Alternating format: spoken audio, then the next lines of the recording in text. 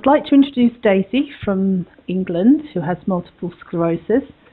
Thank you for joining us, Daisy. Thank you, Linda. So can you tell us, when were you diagnosed with MS? I was diagnosed in 1993. At the age of? And I was just about to be 21. Goodness, you were very young. And what was your life like before you were diagnosed? I mean, were you an active person? It seems like a long time ago. I was getting on with getting up. I hadn't really kind of had any symptoms. I'd had a few bits of numbness as a late teenager, but I just put that down to liking going down the pub and probably the after effects of too much beer. And then I went and became a student, and during my first year I had a horrible bout of flu, and a few months after that I had my first bout of optic neuritis, and that's what brought on the diagnosis. Right, and what impact did it have on you at the time and your family being diagnosed? It shook me a lot. I probably stared into my belly button a bit too long, and yeah, my mum was quite upset. Luckily, I didn't have any kids at the time or anything, so I didn't have any dependents to worry about. But yeah, I was quite shaken. So, what were your symptoms at that time? It was just mainly the optic neuritis, and I wasn't noticing any fatigue and stuff. I mean, I've never been a hugely active person, and I hated exercise and all that sort of thing. So I don't know whether that was part of the MS. I have no idea, or whether I'm just kind of a not very active person.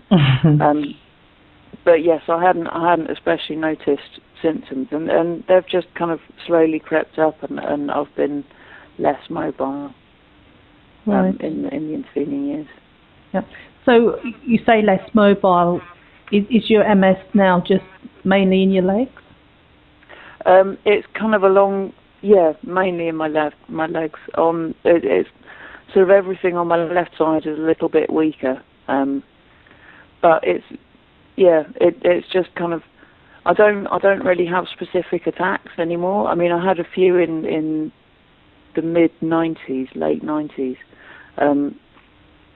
where kind of half my face had stopped working and things like that. But on the whole, it's just been a general slowing down of things, and perhaps because I've been taking LDN for quite a long time, perhaps that's warded off having attacks.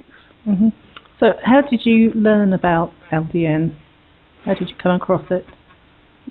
After about 10 years of kind of being diagnosed, I started to find out what other people thought about how a person with MS could look after themselves. And during regular web research, I read about LDN. Mm-hmm.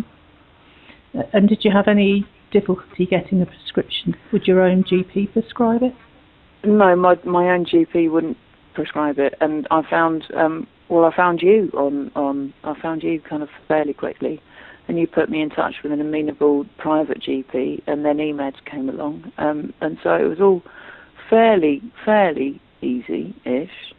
Yeah, it didn't take more than about 6 months after I started looking around. Okay, and where do you get your prescription filled? I went first to Skips in Florida, and then I've been in Glasgow for 4 years maybe, using them. So how long have you been taking LDN now? Well, I think I was trying to work this out yesterday, and I think probably for about 5 years. Right. A fair while.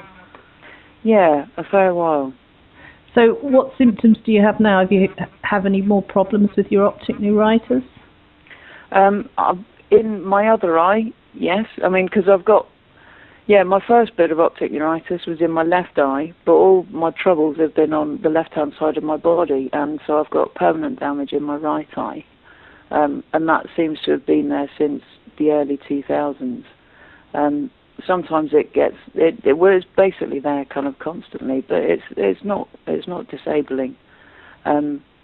Yeah. I can remember I had optic neuritis in my right eye, and it was so painful just to move my eyeball, up, down, left or right. It's like somebody sticking a pencil into my eyeball. Yeah, I mean that first bit of optic neuritis was I've never had a migraine, but it was like no headache I'd ever had, and that was for about a week. and then it kind of centered in on my eye. And yeah, I went to the opticians, I went to the doctors, and they kept sending me back to the other one, saying it's nothing to do with us.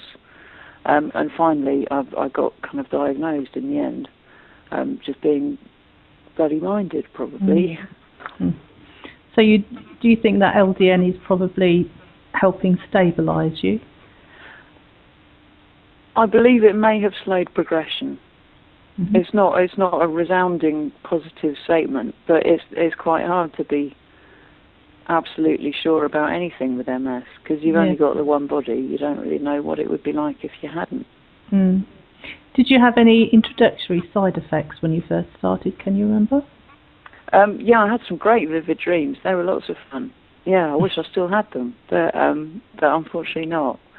No, I don't have those anymore. And I've not had any negative side effects at all from LDN, which is why I still take it, even though I'm not entirely sure that it's doing lots and lots of positive things. It doesn't do me any harm, so it seems like a safe bet. So by that, I take it you'll be continuing to take LDN? I think I will be, yeah. I mean, when I've taken it, when I've had breaks from it, I've noticed going back onto it that it does have very subtle effects that are quite good. Sort of bladder control is a bit better, and fatigue, it seems to be slightly affected by it as well. Levels of the fatigue. So yes, I will be carrying on taking it. You kind of. Sorry.